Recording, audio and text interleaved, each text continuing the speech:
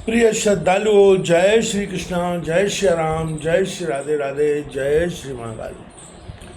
इस प्रवचन में आपको श्रवण कराएंगे रामचरितमानस लंका कांड मूल चौपाइयों का पाठ, हिंदी अर्थ एवं व्याख्या सहित। तासु तेज समान प्रभु आनन, हर्षे देख शंभु चतुरानन। जय ध्वनि पूर रही नव खंडा, जय रघुवीर प्रबल भुजदंडा। उसका तेज प्रभु के मुख में समा गया, जिसे देख से ब्रह्मा बड़े प्रसन्न हुए कि हमारे शिष्य की मुक्ति हुई। नौ खंड पृथ्वी में जय जयकार की ध्वनि पूर्ण हो गई कि रघुनाथ जी के प्रबल भुजदंड की जय।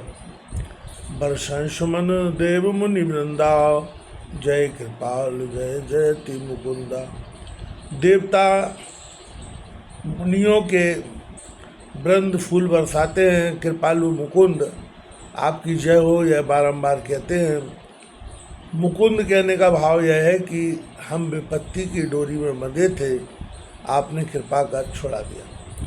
जय कृपा कंद मुकुंद, द्वंद्वहरण शरण सुख प्रभु। खल दल विदारण परम कारण, कारुणिक सदारु। सुर सुमन वर्ष हर्ष संकुल बाज दुंदुभी गय गई।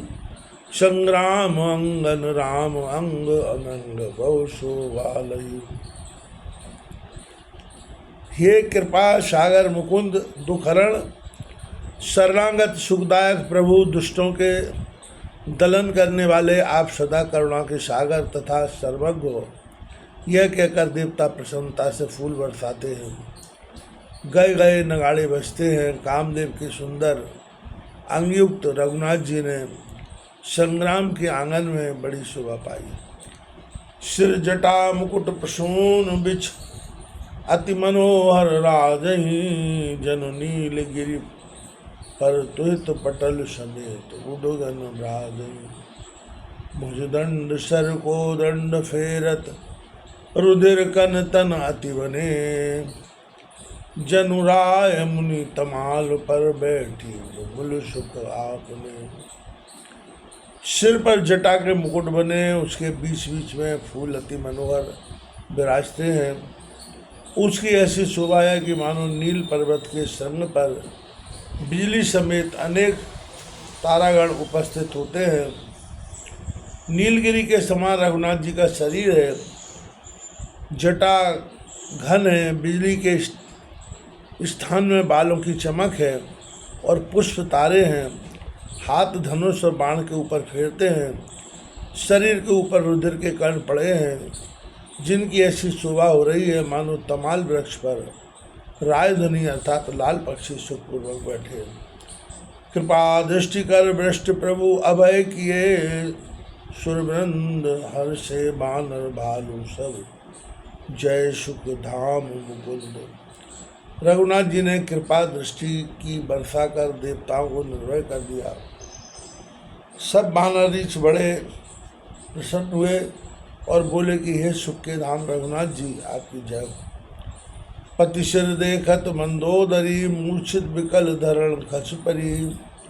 युवती वृंद रोवत उठ धाई, तय उठाए रावण पहनाई। पति का सिर देखते ही मंदोदरी मूर्छित हुई, व्याकुल होकर पृथ्वी पर गिर पड़ी और स्त्रियां भी बहुत सी रोती हुई उठ धाई और उठाकर रावण के निकट ले गई। इसी प्रसंग को आगे बढ़ाते हुए रामचरितमानस में कहा गया है, पति गति देखते करे पुकारा। छूटे बेश केश न दे चंसा तुम्हारा। और ताड़ ना करे विधि दाना, रोवत करे प्रताप बखाना। मंदोदरी विश्वास हेतु रणभूमि में आई कि कदाचित फिर सिर जुड़ गए हों, सो उसका सत्य मरना देखकर पुकारने लगी।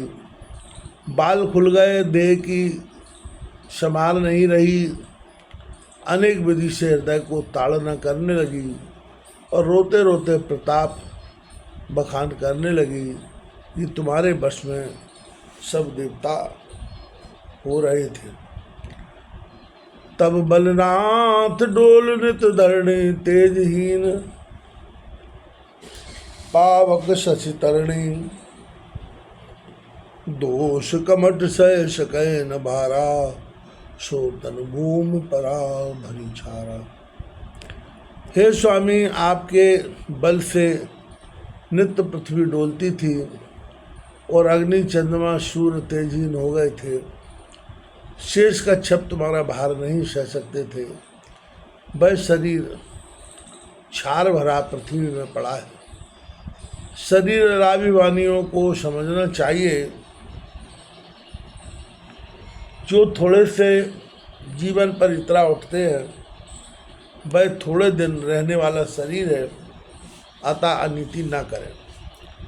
वरुण कुबेर सुरेश समीरा, रण सम्मुख धर काहु न धीरा, भुजबल जितेऊ कालियम साई, आज परेऊ अनाथ की नाई। वरुण कुबेर इंद्र पवन इत्यादि देवताओं ने कभी तुम्हारे सन्मुख धीरता नहीं धारण की। हे स्वामी, आपने भुजाओं के बल से कालियम को भी जीत लिया, वे ही आज आप अनाथ की नाई पृथ्वी में पड़े हो। और इस शरीर की निस्सारता। जगत विदित तुम्हार प्रभुताई, सुत परिजन बल वरण न जाई, राम विमुख असहाल तुम्हारा, राम कुल को रोमन्हारा। तुम्हारी प्रभुताई जग विदित है, पुत्र कुटुंबियों का बल बढ़ा नहीं जाता। इतने पर भी यह हाल तुम्हारा रघुनाथ जी से विरोध करने के कारण हुआ है कि कोई कुल भर में तुम्हारे निमित्त रोने वाला नहीं रहा। यहाँ पुत्र पौत्रों को कहा है, उनमें से कोई नहीं रहा, अथवा कोई कुल में भी तुम्हारे निमित्त रोने वाले नहीं रहे। और विभीषण आदि जो है वे तुम्हारे निमित्त रोने वाले नहीं, किंतु तुम्हारे मन से प्रसन्न होने वाले हैं। अथवा जो देवकुल बंधन में पड़े हैं थे, उनके छूट जाने से कोई रोने वाला न रहा, यह गौड़ अर्थ है।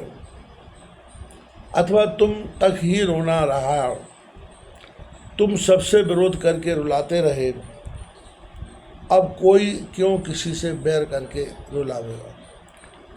तब वश विधि प्रपंच सब ना था, सबय दिश नित्र नाम माथा, अब तब सिर भुज चंबुक खाऊं, राम मुख यह अनुचित नाही।